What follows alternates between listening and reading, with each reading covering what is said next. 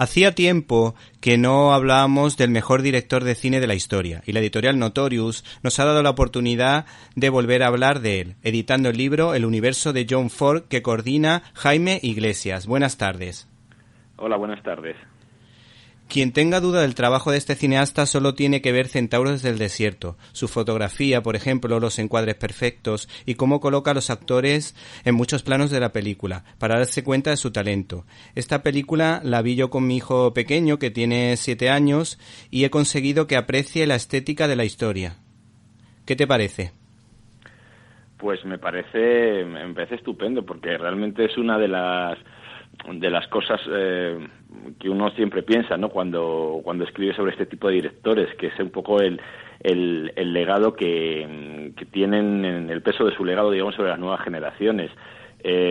Porque aunque es verdad que su cine es universal, atemporal y eterno, lamentablemente el cine clásico hoy en día tiene una difusión muy limitada. Entonces que un chaval de 7 años, como tu hijo, pueda apreciar esto, me parece precioso, y sobre todo que alimenta ya su cinefilia futura y le abre, ¿no?, la mirada a otros horizontes, por utilizar una palabra muy fordiana. Hay quien ha dicho que esta película muestra la amargura y el odio hacia los indios, lo que contrasta con la buena relación que tenía este director con ellos. ¿No crees? Sí, bueno, sobre Ford se han dicho muchas cosas y no todas, digamos que responden a una apreciación muy exacta. Lo que pasa, una de las cosas para mí que hacen grande a John Ford es que es una personalidad muy contradictoria. Había una frase que atribuyen a Unamuno que donde decía el gran filósofo que aquel que no se contradice es porque nunca dice nada. Entonces John Ford, como dijo muchas cosas, es una persona muy contradictoria. Yo no creo que sea una película que tenga un componente racista, Centauro del Desierto, como tantas veces se ha dicho, incluso por parte de algunos otros directores, ¿no? Me acuerdo una vez que leí una entrevista con Alejandro Amenábar en la que afirmaba esto, que era una película racista, que a mí me alarmó mucho porque reflejaba una cortedad de miras. Es una película sobre las tensiones raciales, sobre las tensiones humanas, sobre las tensiones que hay siempre que enfrentan al individuo, al grupo, y dentro del mismo grupo y con los otros grupos. Es una película, en definitiva, sobre la naturaleza humana, y como casi todas de John Ford. La grandeza de Ford está, yo creo que en eso, ¿no? En su capacidad para meterse en territorios bastante incómodos y hacerlo de una manera muy sutil, pero a la vez llena de complejidad y de grandeza.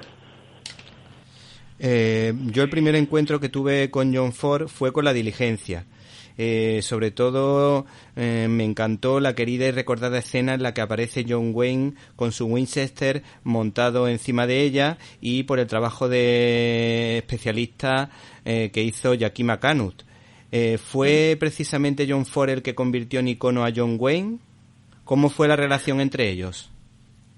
Pues fue una relación un tanto peculiar, ¿no? Como la filmografía de John Ford está dividida en distintas etapas, y casi pueden asociarse cada una a un rostro, ¿no? Bueno, hay actores que han trabajado con él casi desde sus inicios hasta el final.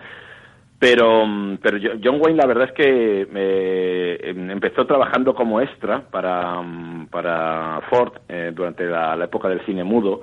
John Wayne trabajaba, todavía no se llama John Wayne, se ha usado su nombre Marion, ¿no? Y entonces él trabajaba en el estudio, pues haciendo recados, etcétera.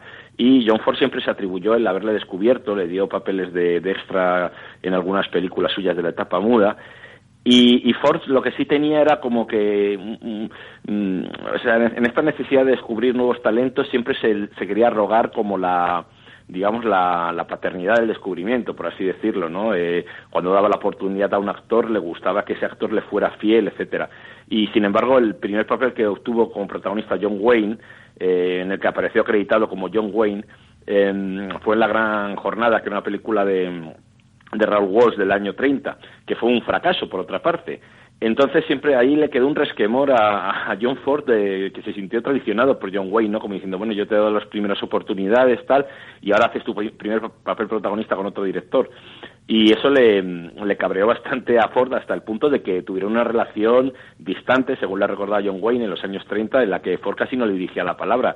Pero bueno, como he dicho antes, esta película, La Gran Jornada, fue un fracaso y al final de la década de los años 30 ya casi nadie se acordaba de ella y John Wayne tampoco se había consolidado como una estrella. Entonces, digamos que esto le valió a Ford para volver a confiar en un John Wayne, buscando pues convertirlo en una presencia fiel, ¿no?, en su filmografía. Y el primer encuentro fue La Diligencia, luego vendrían muchos otros, pero sobre todo se consolidaría esta relación a partir de la trilogía de la caballería, ¿no?, porque entre La Diligencia y Fort Apache, que es la primera película de la trilogía de la caballería, la etapa esta de la filmografía de John Ford, aunque hizo alguna película puntualmente con John Wayne, digamos que está protagonizada por Henry Fonda. En Fort Apache, en este sentido, es una película bastante curiosa porque hay como una especie de relevo, ¿no?, en el protagonismo de las películas de John Ford. Ahí. ¿Te está gustando este episodio? Hazte fan desde el botón Apoyar del podcast de Nivos. Elige tu aportación y podrás escuchar este y el resto de sus episodios extra. Además, ayudarás a su productor a seguir creando contenido con la misma pasión y dedicación.